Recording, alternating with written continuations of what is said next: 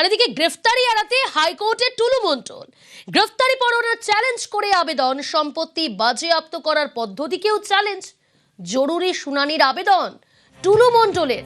কখন রয়েছে সেই শুনানি, কি জানা যাচ্ছে? অর্ণব রয়েছে, আরো বিস্তারিত জানাবে অর্ণব।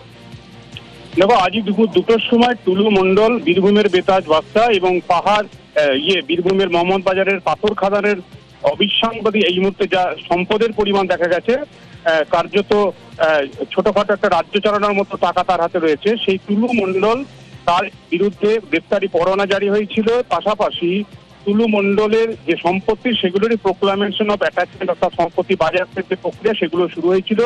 এই দুই পদ্ধতি চ্যালেঞ্জ করি ক্রিমিনাল রিভিশনের মামলা করে টুলু মণ্ডল, এবং যত সময় গড়াচ্ছে 128 বা 130 কোটি টাকার মধ্যে নয়, তার যে সাম্রাজ্য, অবৈধ সাম্রাজ্য, সেই সাম্রাজ্য শেষ হয়ে যেতে পারে যে কোনো দিন।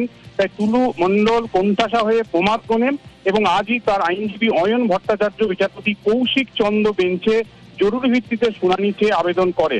এবং সবকিছু বিবেচনা করার পর বিচারপতি কৌশিক চন্দ্র, যেহেতু তার সম্পত্তি বাজেয়াপ্তের বিষয়টি এক্ষেত্রে গুরুত্বপূর্ণ এবং কোন সম্পত্তি কি সম্পত্তি সেটা পরখ করে দেখতে হয়, তাই আজকে দুপুর 2টোর সময় টুলু মণ্ডলের আবেদনের শুনানি হবে, এমনটা প্রাথমিকভাবে জানিয়েছেন বিচারপতি কৌশিক চন্দ্র।